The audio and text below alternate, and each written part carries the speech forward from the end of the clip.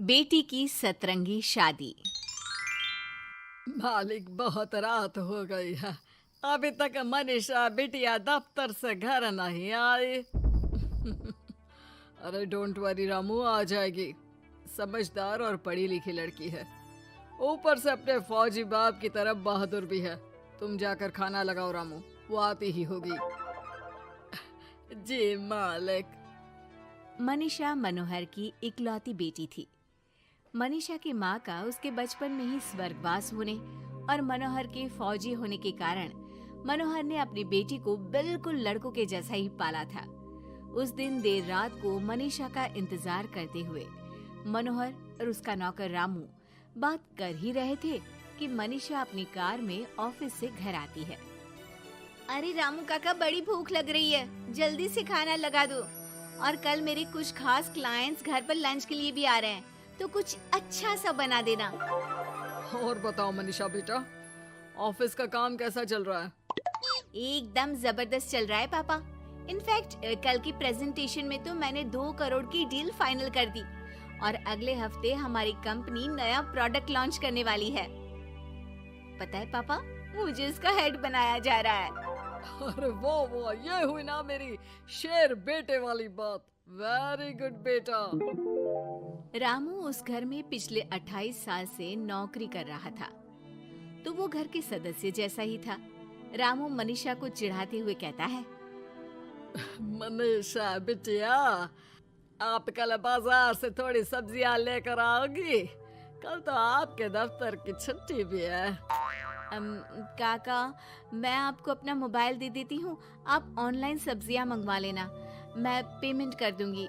वो क्या है कि मुझे घर के कामों से थोड़ी एलर्जी है। ठीक है बिटिया। 2 हफ्ते बाद मनोहर को उसके दोस्त किशन का फोन आता है। अरे मनोहर, हमारी मनीषा बेटी के लिए एक बहुत अच्छा रिश्ता आया है। लड़का इंजीनियर है दुबई में। तू कहे तो बात आगे बढ़ाऊं। हाँ, रिश्ते की बात तो आगे बढ़ा ही सकते हैं, लेकिन लड़के वालों की कुछ शर्तें भी तो होंगी ना, मतबला लेन देन वगैरह। अरे यार, लेन देन जैसी तो कोई शर्त नहीं है उनकी। बस लड़की पढ़ी लिखी और घरेलू होनी चाहिए, जो कि यहाँ इंडिया में अपने सास ससुर की सेवा करे और घर संभाल सके।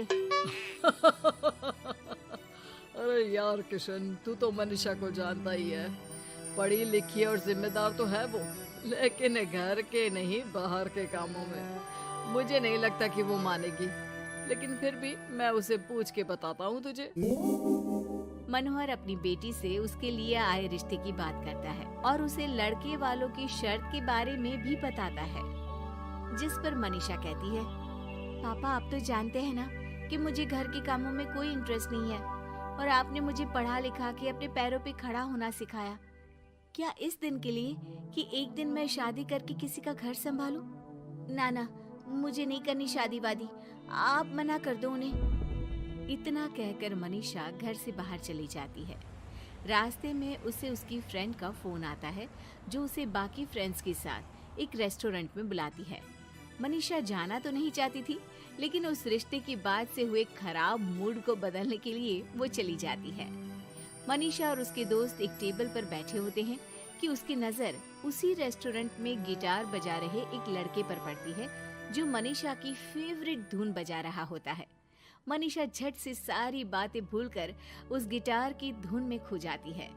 थोड़ी देर बाद सब उस लड़के की परफॉर्मेंस पर तालियां बजाते हैं, तो मनीषा भी स्माइल करके तालियां बजाने लगती है। उसी शाम जब मनीषा घर जा रही होती है, तो उसे वही लड़का दिखता है जो रेस्टोरेंट में गिटार बजा रहा था। वो अपनी गाड़ी रोक कर उससे पूछती है कि हाय, तुम वही हो ना जो थोड़ी देर पहले रेस्टोरेंट में गिटार बजा रहे थे? I am so impressed with your talent. Actually वो मेरी फेवरेट धुन थी। जी थैंक यू, ये मेरा शौक भी है और इससे मेरी थोड़ी बहुत गुजारे लायक कमाई भी हो जाती है।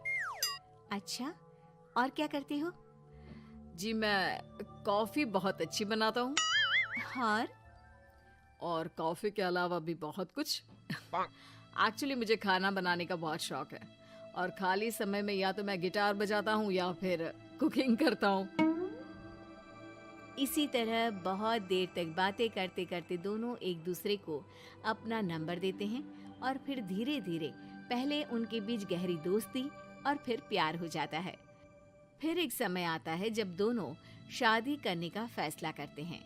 मनीषा अपने पापा को गौतम के बारे में सब बताती है। मनोहर को गौतम बहुत अच्छा तो नहीं लगता, लेकिन अपनी इकलौती बेटी की खुशी के लिए वो हाँ कह देते हैं। दोनों की शादी हो जाती है। और एक दिन, अरे गौतम बेटा, क्या बात है, बहू रानी तो आते ही दफ्तर जाने लगी। सुबह जाती है, देर रात को आती है, और तू घर पे रहता है, तो घर भी तुझे ही तो संभालना पड़ता होगा ना अभी। जी आंटी जी, वो मेरा काम कुछ कम ही चल रहा है और घर चलाने के लिए किसी को तो दफ्तर जाना ही पड़ेगा ना, तो मनीषा ही चली जाती है और मैं घर पे रहकर सारा दिन करूँगा क्या, तो घर ही संभाल लेता हूँ। हाँ बेटा, कह तो तू सही रहा है, लेकिन समाज को क्या कहेगा? समाज के भी कुछ नियम कायदे होते हैं, लेकिन यहाँ तो उल्टी ही गंगा बह रही है। अच्छा, मैं तो चलती हूँ बेटा। रात को मनीषा घर आती है तो गौतम उसे कहता है कि सुनो, आज हरलीन आंटी आई थी, कह रही थी कि आसपास के लोग बातें बनाने लगे हैं कि तुम मर्दों की तरह काम पे जाती हो और मैं औरतों की तरह घर संभाल रहा हूँ। हाँ, पर तुम तो जानती ही हो ना कि मैं शादी से पहले से जॉब कर रही हूँ, तो फिर अब अचानक से मैं खुद को कैसे बदलूं? एक काम करते हैं, तुम कुछ महीनों के लिए घर से ही ऑनलाइन सारा काम कर लो और हो सके तो घर के काम ट्राई भी कर लो, और मैं बाहर जाकर अपने लिए पक्की नौकरी ढूंढता हूँ। मनीषा मान जाती है और फिर शुरू होती है उनकी नई दिनचर्या। ये लो गौतम, तुम्हारा नाश्ता, चाय और टोस्ट। ये टोस्ट है या किसी नक्शे का काला प्रिंट आउट? अरे मेरी माँ, चाय में चीनी डालते हैं, नमक नहीं। ठीक है, मैं क्या करूं? चीनी और नमक एक जैसे ही तो दिखते हैं ना।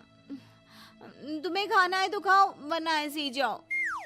अच्छा, तो तुम्हारी क्वालिफिकेशंस क्या है? क्या काम आता है तुम्हें? जी, मैंने वैसे तो बीकॉम किया है, लेकिन काम का कोई एक्सपीरियंस नहीं है। एक्चुअली मेरे पेरेंट्स ने ज़बरदस्ती मुझे ये डिग्री करवा दी थी। मुझे तो गिटार बजाना ही पसंद है सर। ठीक है मिस्टर गौतम, जब हमारी कंपनी को किसी गिटार परफॉर्मेंस की ज़रूरत होगी तब आपको बुला लिया जाएगा।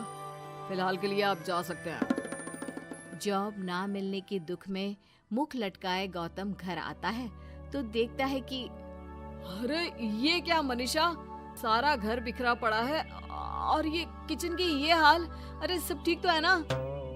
सब ठीक है गौतम, बस मुझे भूख लगी थी तो सोचा कुछ बना के खा लूं, लेकिन मुझे कोई सामान मिल ही नहीं रहा था और फिर पता चला कि गैस भी खत्म हो गई है और मुझे सिलेंडर बदलना नहीं आता।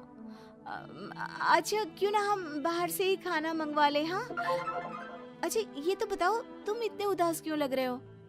अरे क्या बताऊं, मुझे नौकरी नहीं मिली, लगता भी नहीं कि मिलेगी कभी। दोनों उदास होकर एक दूसरे की तरफ देखते हैं, फिर थोड़ी देर बाद हंस पड़ते हैं। मुझे लगता है हमें वही काम करना चाहिए जो हमें अच्छे से आता है। कल से मैं ही ऑफिस जाया करूंगी। और मैं हमारा ये प्यारा सा घर संभालूंगा।